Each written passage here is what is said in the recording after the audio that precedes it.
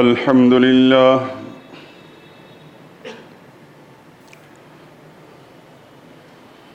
الحمد لله وكفى وسلام على عباده الذين اصطفى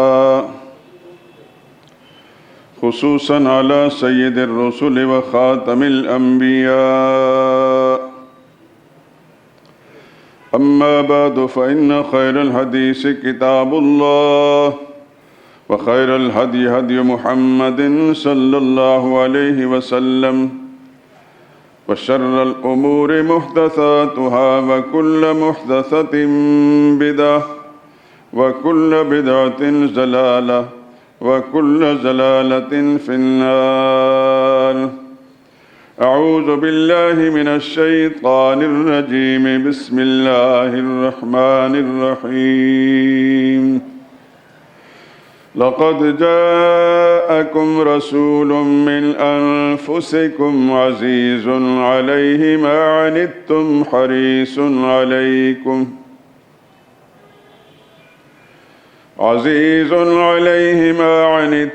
حريص عليكم بالمؤمنين رؤوف رحيم.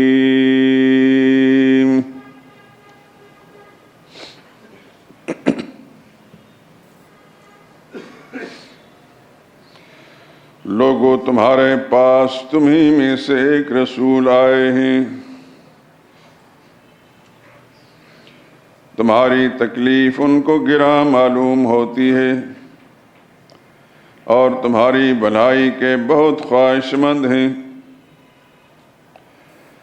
اور ایمان والوں پر نہایت شفقت کرنے والے مہربان ہیں۔ سبحان ربک رب العزت عما یصفون وسلام علی المرسلین والحمد للہ رب العالمین۔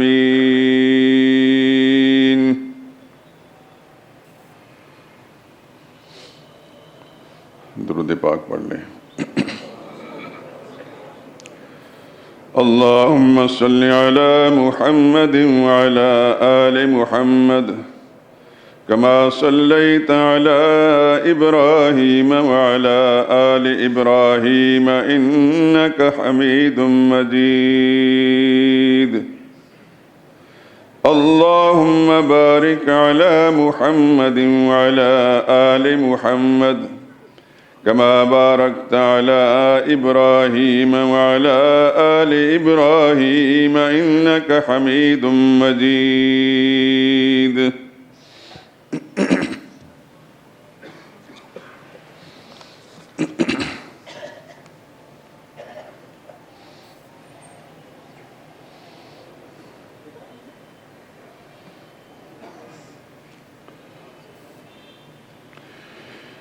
اے رسول امی خاتم المرسلین، تجھ سا کوئی نہیں، تجھ سا کوئی نہیں۔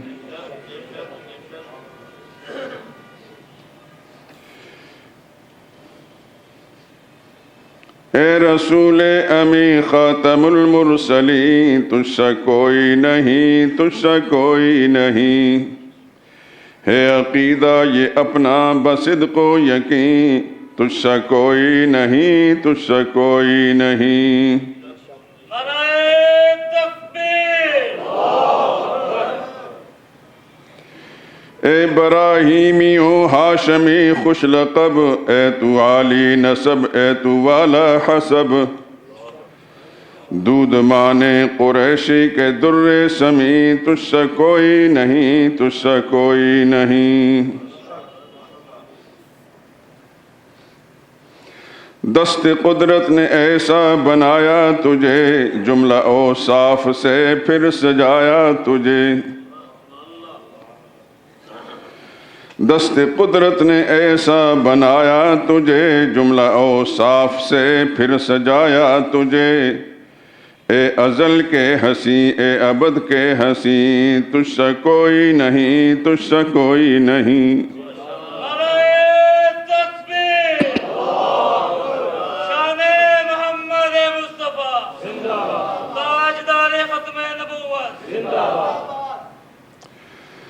بزم کونین پہلے سجائی گئی، بزم کونین پہلے سجائی گئی، پھر تیری ذات منظر پہ لائی گئی۔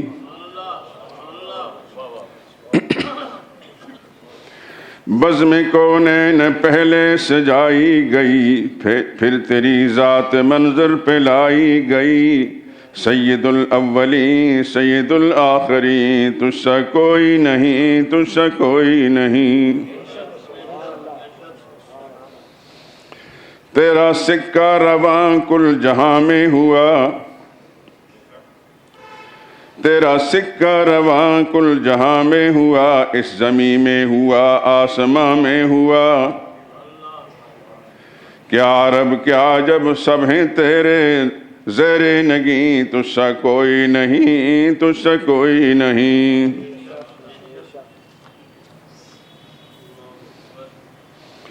تیرے انداز میں وسعت فرش کی، تیری پرواز میں رفعت عرش کی، تیرے انفاس میں خلد کی یاسمی، تجھ سا کوئی نہیں، تجھ سا کوئی نہیں۔ سدرۃ المنتہا رہ گزر میں تیری، قاب قوسین گرد سفر میں تیری، تو ہے حق سے قریب، حق ہے تیرے قریب، تجھ سا کوئی نہیں، تجھ سا کوئی نہیں۔ مصطفیٰ مجتبیٰ تیری مدح و ثنا، میرے بس میں نہیں، دسترس میں نہیں، دل کو ہمت نہیں، لب کو یارا نہیں، تجھ سا کوئی نہیں، تجھ سا کوئی نہیں۔ کوئی بتلائے کیسے سراپا لکھوں، کوئی ہے وہ کہ میں جس کو تجھ سا کہوں، توبہ توبہ نہیں کوئی تجھ سا نہیں، تجھ سا کوئی نہیں، تجھ سا کوئی نہیں۔ نعرہ تکبیر!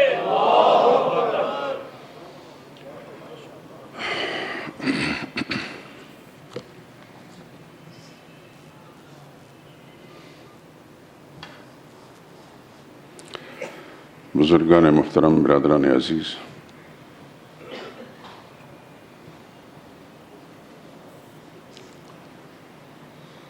آج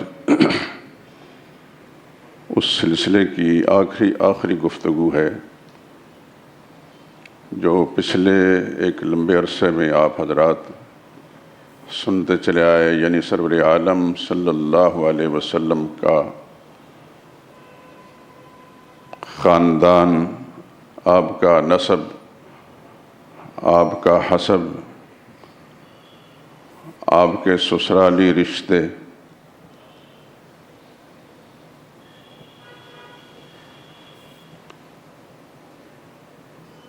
میں نے مناسب سمجھا کہ ان افراد کا ذکر بھی کر دوں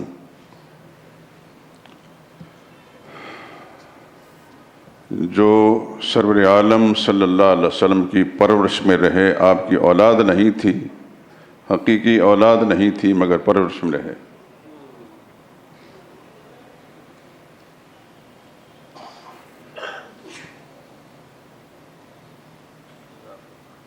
آپ جانتے ہیں کہ بہت ساری باتیں جن کا ذکر کرنا ضروری ہوتا ہے، لیکن ہمارے مذہبی طبقات اس کی طرف توجہ نہیں دیتے۔ مخصوص باتیں جو سینکڑوں مرتبہ بیان ہو چکی ہوتی ہیں، ان کو اپنے اپنے اسلوب میں بڑے جذباتی انداز سے بیان کرتے ہیں تاکہ وقتی طور پر مجمع میں ارتعاش پیدا ہو جائے، واہ واہ ہو جائے، زندہ باد کے نعرے لگ جائیں۔ لیکن جہاں تک معلومات کا معاملہ ہے وہ تقریباً بہت محدود ہوتا ہے، یا تو سرے سے نہیں ہوتا، اگر ہوتا ہے تو بہت محدود۔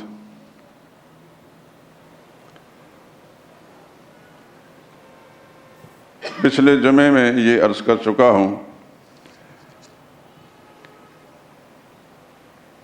کہ یہ مضمون خشک مضمون کہلاتا ہے.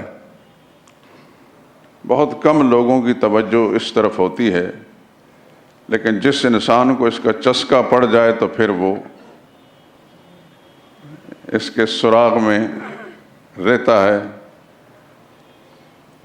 میرے مطالعے کی ٹیبل پر ارد گرد 10 کتابیں اس موضوع پر رہتی ہیں، اور اللہ تعالیٰ وقت بوقت ذہن میں کوئی بات ڈالتے ہیں تو پھر میں سوچتا ہوں کہ یہ بات کہاں سے ملے گی، اور اللہ تعالیٰ کی دستگیری شامل حال ہوتی ہے اور بات مل جاتی ہے. اللہ کا شکر ادا کرتا ہوں کہ مجھے جس طرح عقیدہ اور ایمان کے حوالے سے سچ بات کہنے کی توفیق ملتی ہے اور ملی ہے، اور الحمدللہ العظیم بے شمار لوگوں کے عقیدے درست ہوئے ہیں اللہ کی توحید کے معاملے میں، سرور عالم صلی اللہ علیہ وسلم کی سنت اور رسالت کے معاملے میں. اسی طرح آپ کی مقدس جماعت صحابہ کرام سے متعلق بھی بہت ساری باتیں الحمدللہ اللہ نے تو کہنے کی توفیق نصیب فرمائی.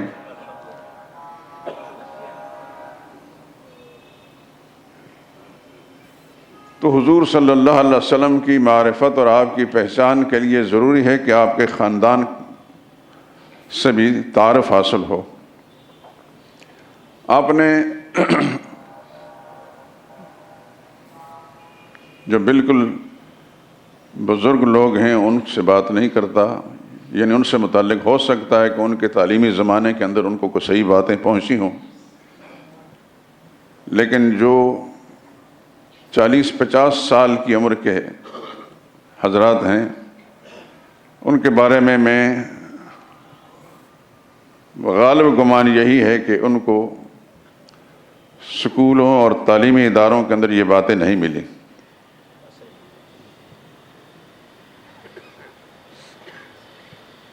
یہاں قریب ایک سکول میں ہمارے بچے پڑھتے تھے. ایک دفعہ میں نے ان کا وہ کتابیں جو سکول والوں نے ان کے لیے لگائی تھیں میں نے کھول کر دیکھی تو یہ سوال جواب ہے.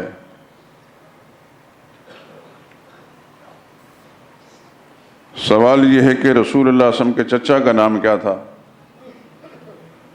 تو حضرت ابو طالب. کہیں کہیں علیہ السلام بھی ہوتا ہے.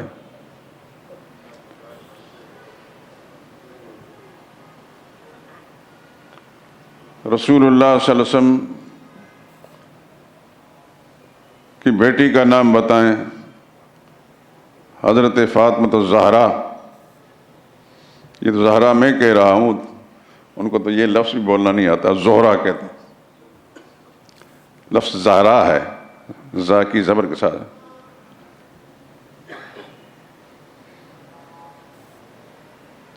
روشن اس کا معنی ہے. رسول اللہ صلی اللہ علیہ وسلم کے نواسے کتنے تھے؟ کون تھے؟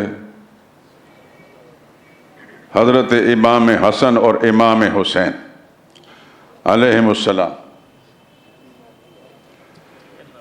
یہ ہے پاکستان شریف، اسلام کے نام پر بنایا گیا پاکستان. یہاں بچوں کو یہ تعلیم دی جاتی ہے. ماں باپ بھی بستہ گلے میں لٹکا کر بھیج دیتے ہیں، ان سکول والوں کے حوالے کر دیتے ہیں. کیا پڑھاتے ہیں کیا نہیں پڑھاتے ان کو اس سے کوئی غرض نہیں. ایک نہ ایک دن کوئی سرٹیفکیٹ مل جائے گا، سند مل جائے گی، اور اگر کچھ نہ ہوا تو کم سے کم کلرک تو بن جائے گا.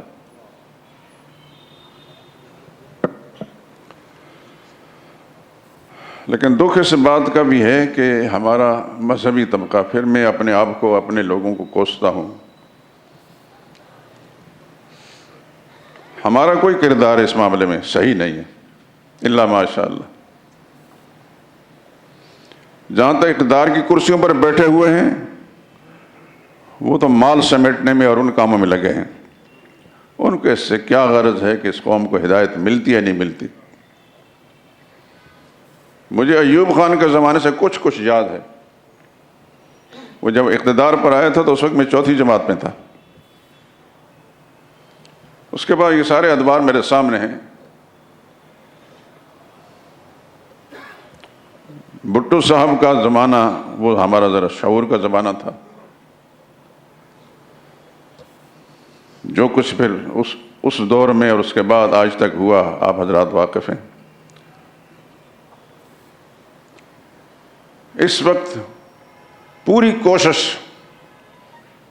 مقتدر قوتوں کی یہ ہے کہ اس ملک کو نظریاتی طور پر بالکل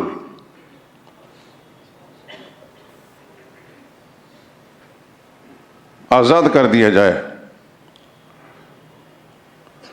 اسلام اور اس کا نظریہ یہ سب سے زیادہ اس طبقے کو ناگوار ہے. سرور عالم صلی اللہ علیہ وسلم کے زمانے میں عبداللہ بن ابی اور اس کی امت ساری کی ساری اس کے جتنے پیروکار تھے وہ منافق کہلاتے تھے. ہمارے زمانے کے اندر یہ جتنا بھی میڈیا سے تعلق رکھنے والا ہے، یہ فلمیں بنانے والے، ڈرامے بنانے والے اور اوپر کی کرسیوں میں بیٹھے، یہ سب عبداللہ بن ابی کی نسل ہے.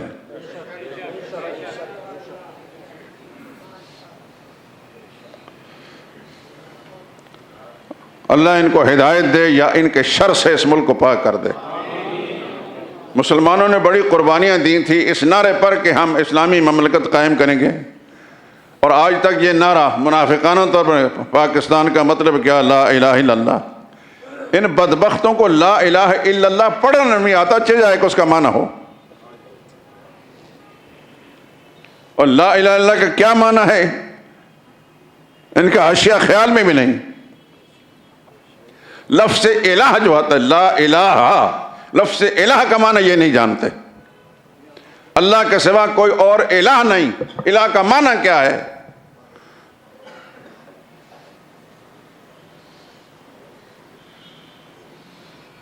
تو میری طرح کے جو لوگ مختلف مساجد میں براجمان ہیں، ٹھیک ہے، ان کو تنخواہیں مل رہی جیسے کیسے بھی نہیں، تو محلے سے روٹیاں بھی آ جاتی ہوں گی. کہ ہمارے عوام کو پڑھا لکھا مولوی چاہیے بھی نہیں، یس مین چاہیے.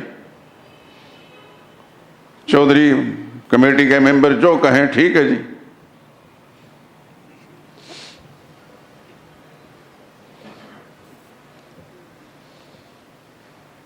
تو جب اس لائن پر سوچتا ہوں، خدا کی قسم کھا کر، تو اللہ کا قرآن میرے ہاتھ میں ہے، مجھے بہت تکلیف ہوتی ہے. میں اندر ہی اندر خود جلتا رہتا ہوں. یہی وہ چیز تھی جس کی بنا پر میں نے یہ پورا سال تقریباً آپ حضرات کے سامنے سرور عالم صلی اللہ علیہ وسلم کے رشتوں کا تذکرہ کیا. ازواج مطہرات کا ذکر ہوا، اگرچہ وہ تفصیل سے نہیں ہوا، لیکن شروعات ہیں. انشاءاللہ رضی تفصیل بھی آئے گی اگر میں زندہ رہا.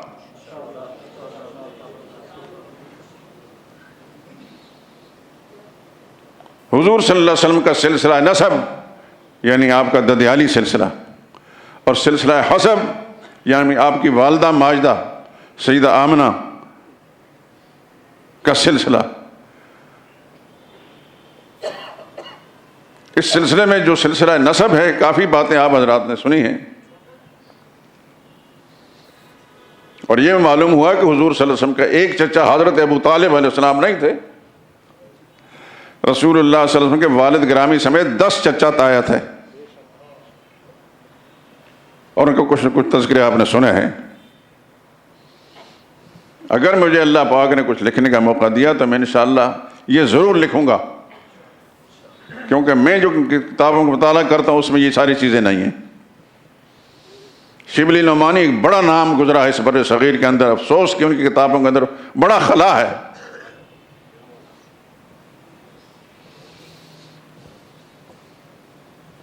اور کئی مقام پر بہت غلط باتیں لکھی ہوئی ہیں.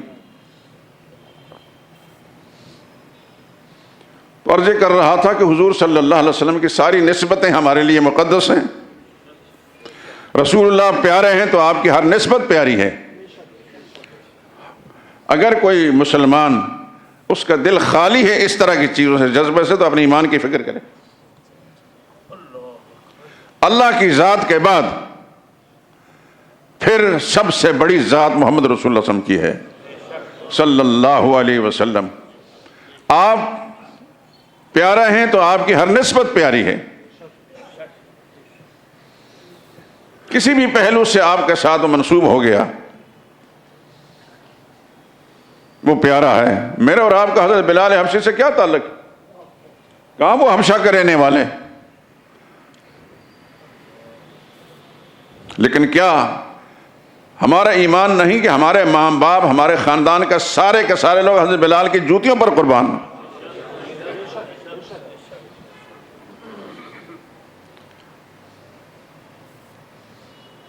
تو یہ تو ایک چھوٹے صحابی کا، تو ابوبکر صدیق کا اور فاروق اعظم کا کیا مقام ہے. خیر، میں نے عرض کیا تھا کہ حضور صلی اللہ علیہ وسلم کی نسبتوں میں ایک نسبت آپ کے ربیب، آپ کے پروردہ بچے جو بعض ازواج مطہرات کے ساتھ آئے تھے. ہمارے رائٹر لکھتے نہیں ہیں لیکن قدیم کتابوں کے اندر یہ موجود ہے. ان کو کھنگالنے کے بعد یہ چیزیں سامنے آئی ہیں. آپ جانتے ہیں کہ حضور اکرم صلی اللہ علیہ وسلم کی پہلی زوجہ مطہرہ سلام اللہ علیہا سیدہ خدیجہ طیبہ طاہرہ سلام اللہ علیہا، حضور کی زوجیت میں آنے سے پہلے ان کی 2 شادیاں ہوئی تھیں.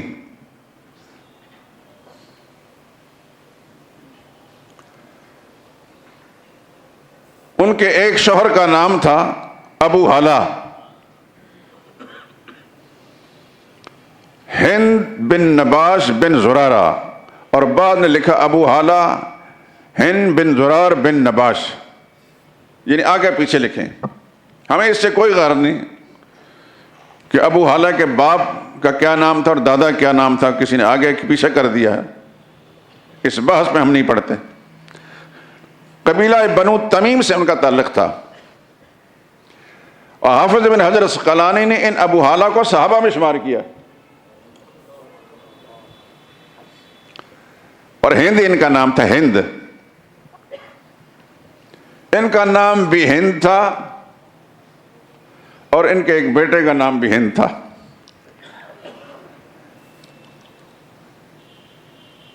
رسول اللہ صلی اللہ علیہ وسلم کی نسبتوں میں ہند نام بہت ہیں.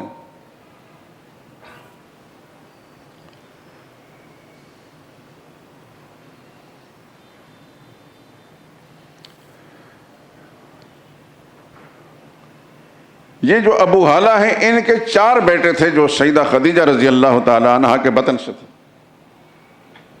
اور یہ چاروں صحابی ہیں. اور مزے کی بات یہ ہے کہ سب سے پہلے رسول اللہ صلی اللہ علیہ وسلم کے دفاع میں جام شہادت نوش کرنے والا سیدہ خدیجہ کا بیٹا ہے، اس کا نام ہے حارث بن ابی حالہ.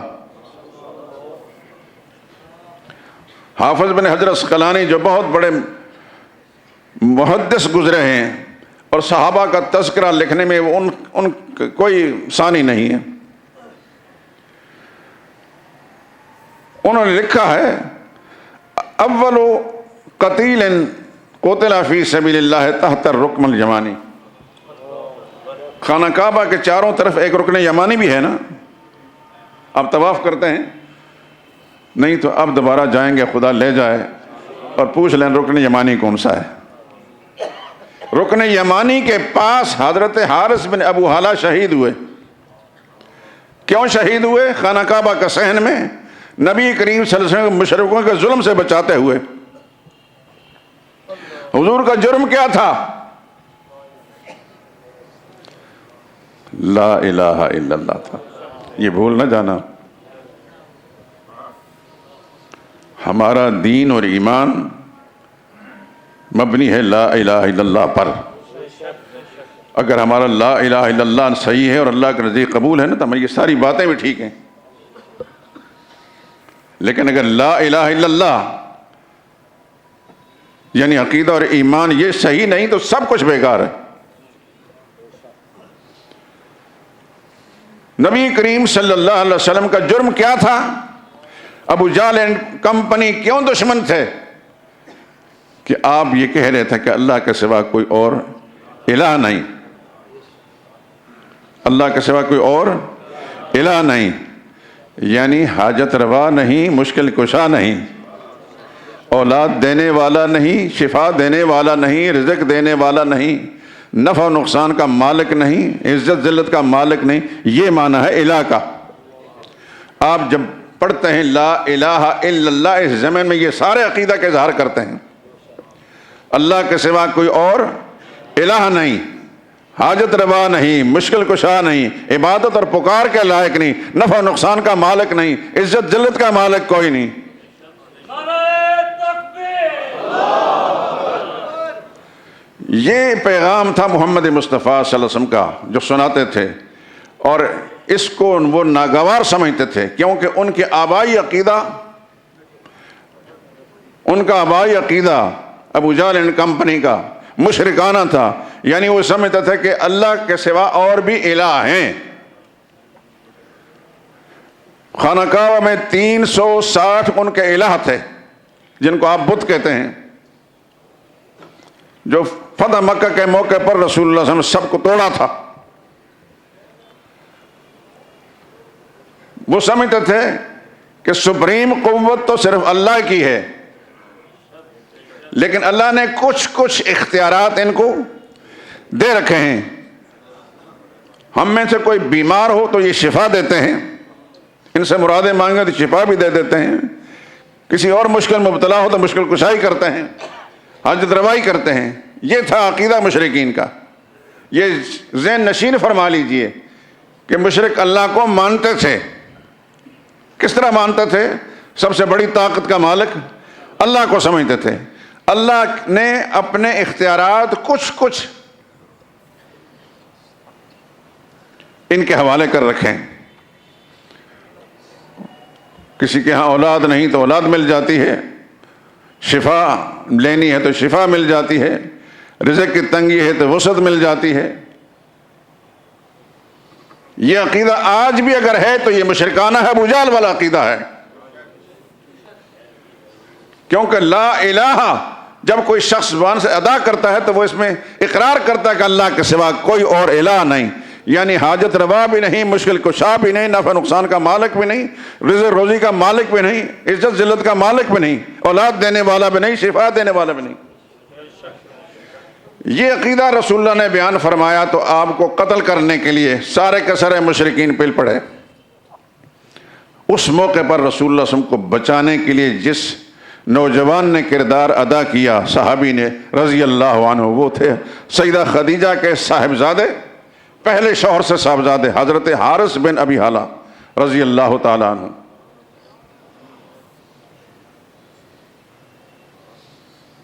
یہ نام آپ حضرات کو یاد رہنا چاہیے۔ یہ سب حضور کو پیارے تھے، تو اگر حضور سے پیار ہے تو رسول اللہ کے پیاروں کے ساتھ پیار ہونا چاہیے۔ یہ اپنی والدہ کے ساتھ آئے اور رسول اللہ صلی اللہ علیہ وسلم گھر میں پلتے تھے، پروردہ، عربی زبان میں اس کو ربیب کہتے ہیں۔ یہ سب رسول اللہ کے ربیب تھے، حضور کی پرورش میں تھے۔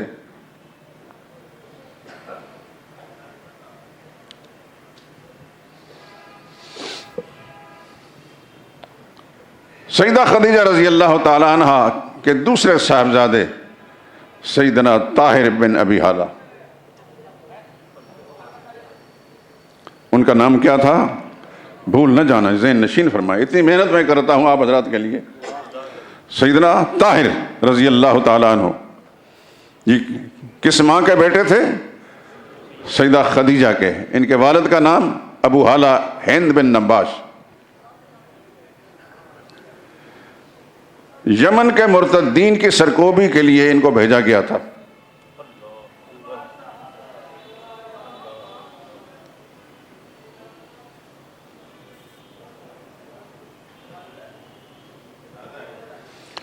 یہ تو خیر میں بھی دیکھ رہا ہوں،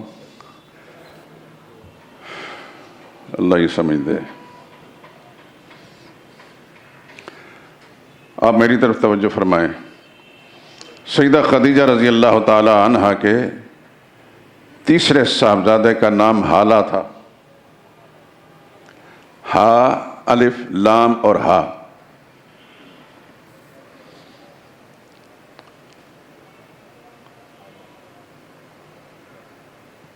یہ بھی صحابی تھے. سیدہ خدیجہ رضی اللہ تعالیٰ عنہ کے چوتھے صاحبزادے جو ابو حالہ سے تھے ان کا نام تھا ہند. ہند بن ابی حالہ یا ہند بن ہند، کیونکہ باپ کا نام بھی ہند تھا، بیٹے کا نام بھی ہند ہے. اس زمانے میں یہ معیوب نہیں تھا، 3 نام اوپر نیچے ایک جیسے ہوتے تھے. محمد بن محمد بن محمد بن محمد. آج تو اس محمد نام سے پاکستانی مسلمان نفرت کرتا ہے. مجھے دکھ سے یہ بات کہنی پڑتی ہے. لوگ پوچھتے ہیں کہ ہمارے ہاں بچہ پیدا ہوا ہے، کوئی اچھا سا نام بتا دیں. ہو سکتا ہے کہ میں جو بول رہا ہوں کوئی جس نے مجھ سے پوچھا وہ موجود ہو مجمع کے اندر.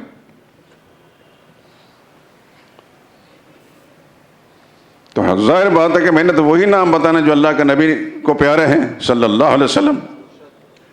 کیونکہ حدیث کی کتابوں کے اندر باقاعدہ ایک عنوان قائم کیا گیا، باب الاسامی، ناموں کے سلسلے میں جو حضور کی ہدایات ہیں. کئی ناپسندیدہ نام رسول اللہ نے تبدیل فرمائے، کئی جگہوں کے نام حضور صلی اللہ علیہ وسلم نے بدلے. میں لوگوں سے کہتا ہوں کہ اگر آپ عبداللہ نام رکھ لیں، عبد الرحمن نام رکھ لیں، اگر نہیں نبیوں کے نام پر رکھنا ہے تو محمد نام رکھیں. ٹھیک کہتا ہوں یا غلط؟ جو کچھ کہہ رہا ہوں احادیث کی روشنی میں کہہ رہا ہوں. تو بعض ایسے لوگ میں تھوڑی دیر کے بعد چپ اور اچھا سا نام بتا دیں. یہ جملہ کہہ کے جیسے مجھے گولی مار دی گئی. پھر میں کہتا ہوں کہ انڈیا پاکستان کے ڈرامے دیکھیں، ان ڈراموں کے اندر کوئی نام نظر آیا تو رکھ لیں آپ.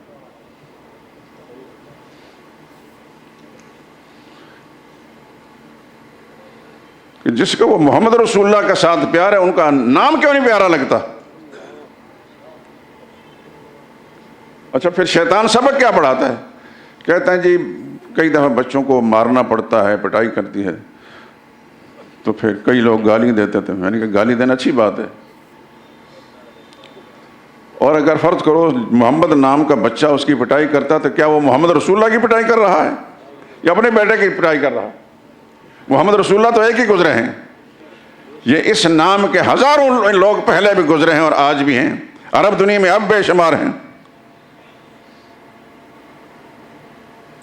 آپ حضرات میں سے کوئی عرب دنیا میں کچھ عرصہ اس نے گزارا ہو تو 2 چیزیں اس نے دیکھی کہ جس کا نام نہیں آتا نا دور سے بولتے ہیں عبداللہ، یہ کہہ کر پکاریں گے. محمد، اگر نام معلوم نہیں تو محمد نام سے پکاریں گے یا عبداللہ نام سے پکاریں گے. ہزاروں خرابیوں کے باوجود اب بھی کچھ خوبیاں موجود ہیں، لیکن ہمارے ہاں صدقے یا رسول اللہ لیکن حضور کا نام اچھا نہیں لگتا. اپنی انگوٹھے چومنے میں بڑے فراخ دلی سے، لیکن حضور صلی اللہ علیہ وسلم نام بتائیں تو رسول اللہ کا نام اچھا نہیں لگے گا. بتا رہا تھا کہ اس زمانے میں باپ کا نام، بیٹے کا نام، پوتے کا نام، دادے کا نام ایک جیسا ہوتا تھا. تو یہ حضرت ہند جو ہے ان کے والد کا نام بھی ہند تھا جو ابو حالہ ہیں. سیدہ خدیجہ رضی اللہ تعالی عنہ کے یہ صاحبزادے ہیں، اور ان کی ایک خصوصیت یہ ہے کہ ان کے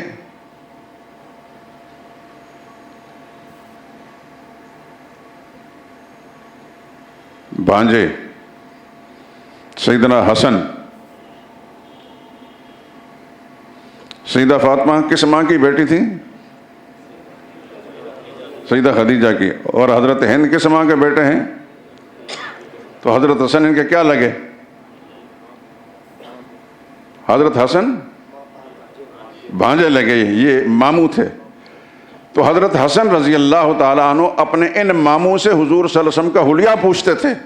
مجھے حضور صلی اللہ علیہ وسلم کا حلیہ پوری طرح یاد نہیں، میرے سامنے بیان کریں. حافظ ابن حجر اسقلانی نے لکھا ہے اس کو. اور بھی خصوصیات بہت ساری ہوتے ہیں، لیکن خاص طور پر مورخین ان کا لکھا ہے کہ حضرت حسن رضی اللہ تعالیٰ عنہ اپنے اس ماموں سے، حضرت ہند سے، رسول اللہ صلی اللہ علیہ وسلم کا حلیہ پوچھتے تھے۔ یہ کتنے بیٹے ہو گئے سیدہ خدیجہ کے رضی اللہ تعالیٰ عنہ؟ ان شوہر کا انتقال ہوا تو ان کے بعد ایک دوسری جگہ سیدہ خدیجہ نے نکاح کیا، ان کا نام تھا عتیق بن عائش، وہ مخزومی تھے۔ ان سے سیدہ خدیجہ رضی اللہ تعالیٰ عنہ کی ایک بیٹی پیدا ہوئی، وہ بھی صحابیہ ہیں، اور اس بیٹی کا نام بھی ہند تھا۔ پہلے شوہر سے ایک بیٹے کا نام ہند ہے، پہلے شوہر کا نام بھی ہند ہے، دوسرے شوہر کی ایک بیٹی تھی، اس کا نام بھی ہند ہے۔ کیا کہیں گے آپ؟ ناسمجھ لوگ تھے، ان کو نام نہیں ملتے تھے۔ اس زمانے میں مردوں اور عورتوں کے ایک جیسے نام بھی کہیں کہیں ملتے ہیں۔ سب سے زیادہ اہم بات یہ ہے کہ سیدہ خدیجہ رضی اللہ تعالیٰ عنہ کے ایک بیٹے کا نام بھی ہند ہے اور ایک بیٹی کا نام بھی ہند ہے، لیکن بیٹی دوسرے شوہر سے تھی، عتیق بن عائش مخزومی، اور بیٹے پہلے شوہر سے تھے، ابو حالہ سے۔ یہ 5 بچے تھے سیدہ خدیجہ رضی اللہ تعالیٰ عنہ کے ساتھ آئے حضور صلی اللہ علیہ وسلم کے گھر۔ یہ 5 بچے حضور کے ربیب ہیں، پروردہ ہیں، اور سب شرف صحابیت سے نوازے گئے رضی اللہ عنہم۔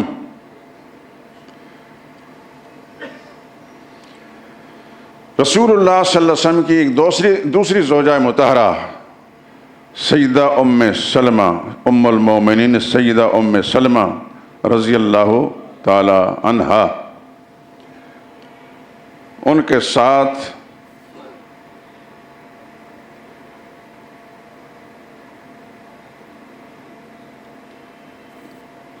چار بچے آئے تھے۔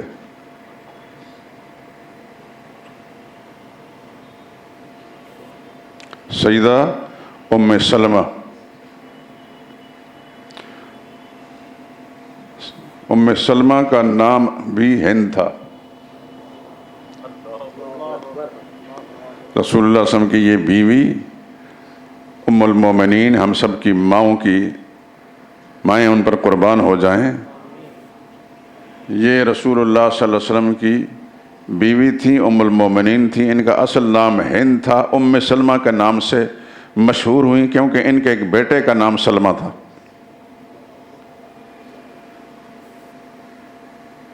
یہاں یہ بات ذہن نشین فرما لیں کہ ام سلمہ سیدہ خدیجہ کو اور سیدہ عائشہ کو ایک طرف کر دیں، امہات المومنین میں ام سلمہ بہت بڑی عقلمند اور دانا خاتون تھی۔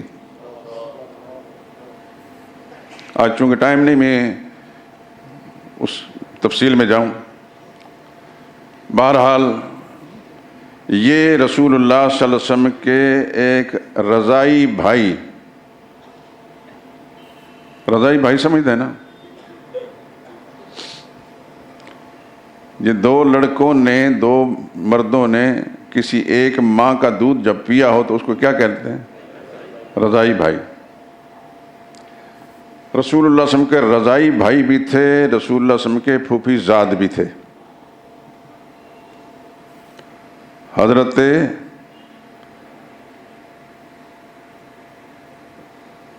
ابو سلمہ بیٹے کی وجہ سے باپ ابو سلمہ بیٹے کی وجہ سے ماں ام سلمہ۔ حضور صلی اللہ علیہ وسلم کے پھوپھی زاد اور رضائی بھائی ابو سلمہ کے بیٹے، ان کا نام تھا سلمہ بن ابی سلمہ۔ حضور صلی اللہ علیہ وسلم کے رضائی بھائی جو ابو سلمہ تھے، ان کا اصل نام تھا عبداللہ بن عبد الاسد۔ حضرت ابو سلمہ کا اصل نام عبداللہ تھا۔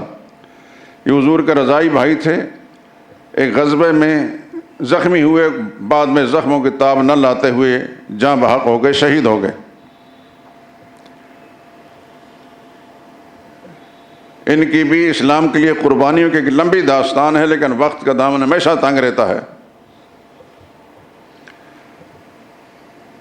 جب وہ شہید ہو گئے تو ان کی اہلیہ حضرت ام سلمہ رضی اللہ تعالی عنہا وہ رہ گئیں، بہت پریشان۔ ان میاں بیوی کو آپس میں بہت پیار تھا۔ خود ام سلمہ فرماتی ہیں کہ مجھے اس زمانے میں یہ احساس ہوتا کہ شاید ابو سلمہ جیسا مجھے کوئی نہیں مل سکے گا۔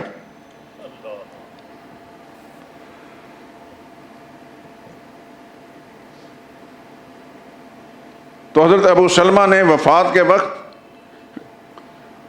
حضرت ام سلمہ اپنی بیوی سے کہا کہ آپ اللہ سے دعا مانگے، یا اللہ مجھے کوئی بہتر بدلہ عطا فرما،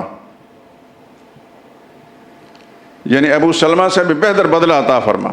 تو خود ام سلمہ فرماتی ہیں کہ میں یہ دعا کرنے سے گریز کرتی تھی کہ ابو سلمہ سے بہتر میں مجھے شوہر مل سکتا ہے۔ اللہ اکبر۔ تو پھر اللہ اکبر، اللہ کے ہاں ہر فیصلہ لکھا ہوتا ہے۔ نبی کریم صلی اللہ علیہ وسلم کے ساتھ ان کا نکاح ہو گیا، اور کتابوں میں لکھا ہے، حضرت ابن حجر نے لکھا ہے کہ حضور صلی اللہ علیہ وسلم کے ساتھ ام سلمہ کا نکاح کرانے میں ام سلمہ کے بیٹے حضرت سلمہ کا کردار، انہوں نے اپنی والدہ کا نبی کریم صلی اللہ علیہ وسلم کے ساتھ نکاح کر دیا۔ یہ یاد رکھیں کہ آج بھی خدا نخواستہ اگر کسی کی ماں جوان ہے اور بیٹا باشعور ہے تو اس کی مرضی کے ساتھ اس کا نکاح کہیں کر دیا جائے تو یہ زیادہ اچھا ہے۔ نبی کریم صلی اللہ علیہ وسلم کے ساتھ حضرت سلمہ نے اپنی والدہ سیدہ ام سلمہ کا نکاح کر دیا، اور رسول اللہ صلی اللہ علیہ وسلم نے حضرت حمزہ کی صاحبزادی امامہ رضی اللہ تعالی عنہ کا حضرت سلمہ کے ساتھ نکاح کر دیا۔ تو سیدہ ام سلمہ کے 4 بچے، سلمہ بن ابی سلمہ، عمر بن ابی سلمہ، اور 2 بیٹیاں حضرت درہ بنت ابی سلمہ، ام کلثوم بن سلمہ، ایک بیٹی جس کا نام ذکر کرنے سے بھول گئے، ان کا نام زینب تھا۔ سیدہ ام سلمہ 5 بچے لے کر آئیں، 3 بیٹیاں اور 2 بیٹے، سیدہ زینب، سیدہ درہ، سیدہ ام کلثوم، اور 2 بیٹے حضرت سلمہ اور حضرت عمر بن ابی سلمہ۔ یہ 5 بچے حضرت ام سلمہ رسول اللہ صلی اللہ علیہ وسلم کے گھر لے کر آئیں۔ تو حضرت خدیجہ کے کتنے بچے تھے؟ 5، اور حضرت ام سلمہ کے 5، کتنے ہوئے؟ رسول اللہ صلی اللہ علیہ وسلم کی ایک اور زوجہ مطہرہ ہیں حضرت ام حبیبہ، سیدنا ابو سفیان رضی اللہ تعالیٰ عنہ کی صاحبزادی تھی۔ حضرت عبید اللہ بن جہش کے ساتھ ان کا نکاح تھا۔ حبشہ کے ہجرت کے بعد عبید اللہ بن جہش کا وہاں انتقال ہو گیا، یہ یوں رہ گئیں، اور اسی زمانے میں حبشہ کے اندر ان کے ہاں ایک بیٹی پیدا ہوئی تو ان کا نام تھا حبیبہ، جس کی وجہ سے یہ ام حبیبہ کہلائیں۔ وہ بھی رسول اللہ صلی اللہ علیہ وسلم کی ربیب تھی۔ تو کل کتنے بچے رسول اللہ صلی اللہ علیہ وسلم کے گھر میں پرورش پانے لگے بیویوں سے؟ 11۔ اور رسول اللہ صلی اللہ علیہ وسلم کے اپنے بچے کتنے تھے؟ 7۔ 4 صاحبزادیاں کون کون سی؟ سیدہ زینب، سیدہ رقیہ، سیدہ ام کلثوم اور سیدہ فاطمہ، 4 صاحبزادیاں، اور 2 صاحبزادے، سیدنا قاسم اور سیدنا عبداللہ۔ یہ عبداللہ جو ہے ان کا لقب طاہر بھی ہے اور طیب بھی ہے۔ بعض لوگوں نے الگ الگ طاہر اور طیب کو الگ بیٹے بنا دیا، لیکن یہ بات غلط ہے۔ رسول اللہ صلی اللہ علیہ وسلم کے سیدہ خدیجہ رضی اللہ تعالی عنہ سے 4 صاحبزادیاں اور 2 صاحبزادے، یہ کتنے ہوئے؟ 6۔ اور حضور صلی اللہ علیہ وسلم کی ایک اور زوجہ مطہرہ تھی حضرت ماریہ قبطیہ، ان سے حضور کے ایک صاحبزادے پیدا ہوا، ان کا نام ابراہیم تھا۔ تو کل کتنے بچے ہوئے رسول اللہ صلی اللہ علیہ وسلم کے؟ 7 یہ ہو گئے، اور ربیب کتنے ہوئے؟ 11۔ 18 بچوں کی رسول اللہ صلی اللہ علیہ وسلم نے کفالت فرمائی ہے۔ یہ آپ کے علم میں ہونا چاہیے۔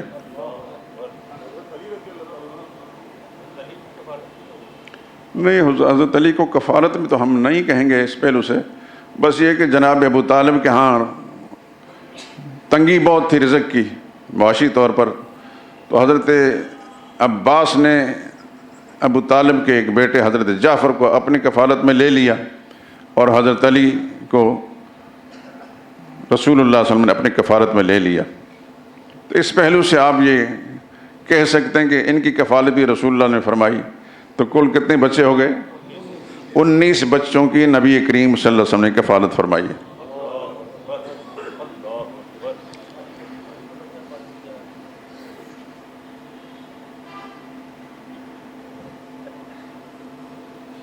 یہ سب کے سب صحابی ہیں۔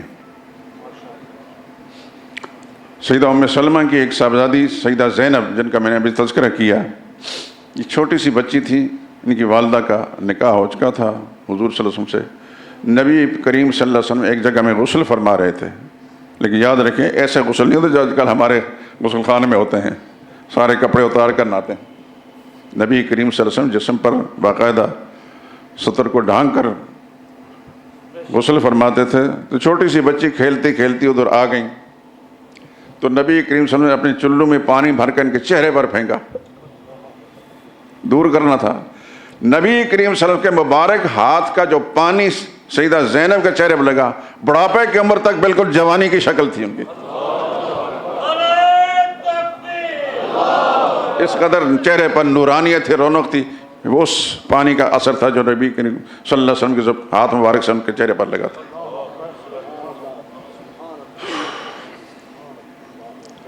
یہ وہ بچے تھے جن کا میں نے آپ حضرات ذکر کیا ہے، جو نبی کریم صلی اللہ علیہ وسلم کی کفالت میں رہے۔ اس میں 5 بچے سیدہ خدیجہ کے،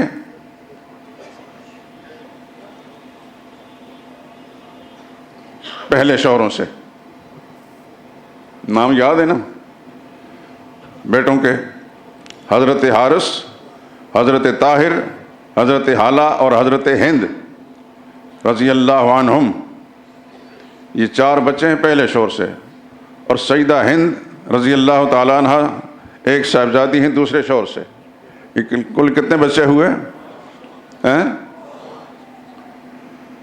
5 بچے ہوئے، اور 5 ہی بچے حضرت ام سلمہ کے تھے۔ سلمہ بن ابی سلمہ، عمر بن ابی سلمہ، زینب بنت ابی سلمہ، درہ بنت ابی سلمہ، اور ام کلثوم بنت ابی سلمہ۔ یہ کتنے ہو گئے؟ 10 ہو گئے۔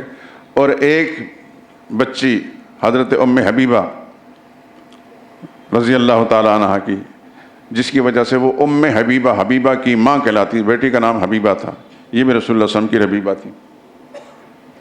11 یہ ہو گئے، اور 7 رسول اللہ صلی اللہ علیہ وسلم کے اپنے بچے، کتنے ہو گئے؟ تو سیدنا علی رضی اللہ تعالیٰ عنہ کو ساتھ شامل کر دیں تو 19 بچے یہ اللہ کے پاک پیغمبر صلی اللہ علیہ وسلم نے پرورش فرمائی۔ آپ سنتے بھی رہتے ہیں، پڑھا بھی یقیناً ہوگا، پڑھتے ہوں گے، اللہ کرے کہ آپ حضرات مطالعے کے عادی بن جائیں صحیح کتابوں کے۔ خود اللہ تعالیٰ نے اس کا ملکہ دیا ہے تو ذہِ قسمت، نہیں تو کم از کم کسی صاحب علم سے مشورہ ضرور پوچھیں۔ صاحب علم کا عقیدہ بھی ٹھیک ہونا چاہیے، یہ پہلے کہہ دیتا ہوں، اس کا عقیدہ بھی ٹھیک ہونا چاہیے۔ ہر مولوی کا عقیدہ ٹھیک نہیں ہوتا، تو اس سے پوچھ کر کتاب و مطالعہ کریں، انشاءاللہ العزیز آپ کی معلومات میں بہت اضافہ ہوگا، نہ صرف اپنی ذات کے لیے مفید بلکہ آپ اپنے بچوں اور اپنے احباب، آپ کے حلقوں کے اندر جو ہے صحیح بات پھیلانے والے بن جائیں گے۔ اللہ کرے کہ آپ کو یہ جذبہ حاصل ہو جائے، اللہ تعالیٰ اس بات کی توفیق نصیب فرمائے۔ نبی کریم صلی اللہ علیہ وسلم کے ہم زلف صحابہ کون سے تھے؟ میں اجمالاً ذکر کر دیتا ہوں۔ سیدنا ابوبکر صدیق،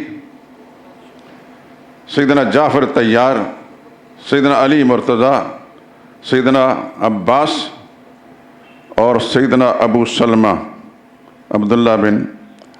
سیدنا عبداللہ بن مالک ہلالی، ابو سلمہ نہیں.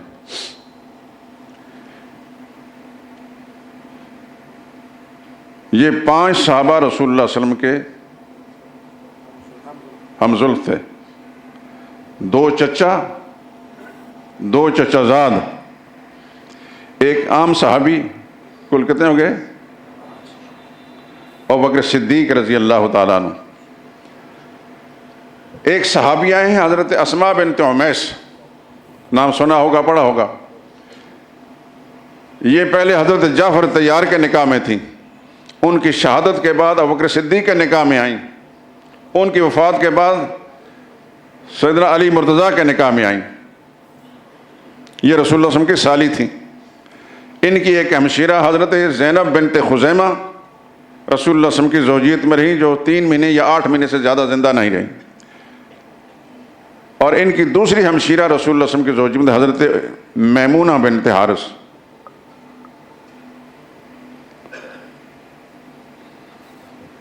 حضرت میمونہ بنت حارث ان کی ایک ہمشیرہ لبابہ ام الفضل لبابۃ الکبریٰ حضرت عباس رضی اللہ تعالیٰ عنہ کی زوجیت میں تھی. اس طرح حضرت عباس چچا بھی تھے حضور کے اور آپ کے ہمزلف بھی تھے.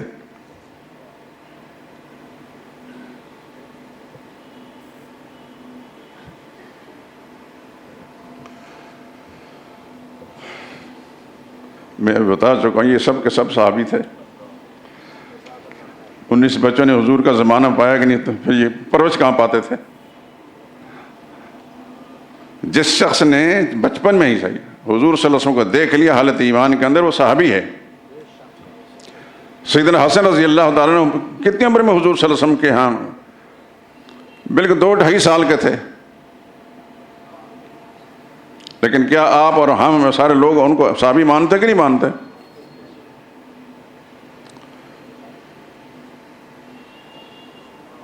تو یہ سارے کے سارے بچے، حضرت خدیجہ کے جو بچے وہ تو سب کے جوان تھے، اور حضرت ام سلمہ کے بچے بھی کافی حد تک جوان تھے، ایک آدھ کو چھوڑ کر. لیکن جس نے بھی حضور صلی اللہ علیہ وسلم کے چہرہ انور کی زیارت کی، چاہے بالکل چھوٹی عمر کے میں کی، وہ صحابی ہیں. عورت ہے تو وہ صحابیہ ہے، مرد ہے تو وہ صحابی ہے. اور یہاں یہ بات ذہن نشین فرما لیں، شرف صحابیت اتنا بڑا شرف ہے، اس کے مقابلے میں دنیا میں کوئی اور چیز نہیں ہے. آپ کو میری بات یاد ہوگی کہ میں اور آپ اور دنیا کے جتنے صوفی، مولوی، پیر، ابو حنیفہ تک، ان سب کو اعمال کے ترازو میں تولا جائے گا. لیکن جو رسول اللہ کا صحابی ہے اس کو عمل کے ترازو میں نہیں تولا جائے گا. سن لیں اچھی طرح اور اس کو ذہن نشین فرما لیں. صحابہ رسول اللہ صلی اللہ علیہ وسلم کی نسبت کے ترازو میں تولیں گے. اب وہ حدیث پھر میں آپ کو یاد دلا دیتا ہوں، کئی دفعہ سنا چکا ہوں. لو ان احدکم انفق مثل احد ما بلغ مد احدہم ولا نصیفہ. تم میں سے بالفرق کوئی شخص احد پہاڑ جتنا اس کے پاس سونا ہو اور اس سونے کو خدا کی راہ میں خرچ کر دے، اور اس کے مقابلہ میں میرا صحابی آدھ سیر جو خرچ کرے. بات سمجھ میں آ رہی کہ نہیں آ رہی؟ آپ کا عمل ہے احد پہاڑ جیسا سونا خرچ کرنا، صحابی کا عمل ہے آدھ سیر جو خرچ کرنا. حضور فرمایا ما بلغ مد احدہم، تمہارا احد پہاڑ جتنا سونا خرچ کرنا بھی میرے صحابی کے آدھ سیر جو خرچ کرنے کے برابر درجہ حاصل نہیں کر سکتا.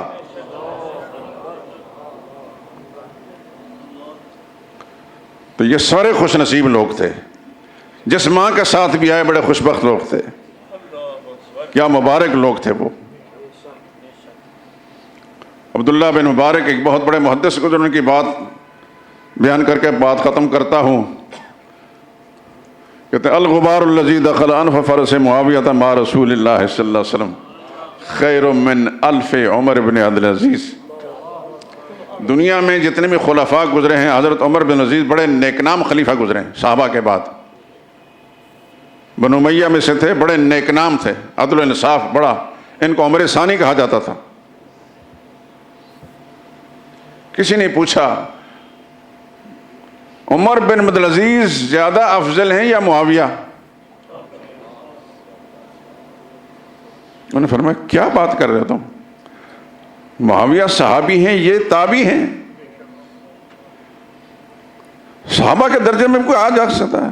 فرمایا الغبا, یہ محدث ہیں, بہت بڑے, امام بخاری کے استاد ہیں, امام ابو حنیفہ کے شاگرد بھی ہیں, ان کے مجلس فقہ کا ممبر بھی. فرماتا ہے الغبار الذی دخل انف فرس معاویہ, وہ گرد و غبار جو میدان جہاد سے اڑ اڑ کر معاویہ کے گھوڑے کی ناک میں بیٹھتی تھی, خیر من الف عمر بن العزیز, وہ گرد و غبار بھی 1000 عمر بن عبد العزیز سے زیادہ افضل ہے.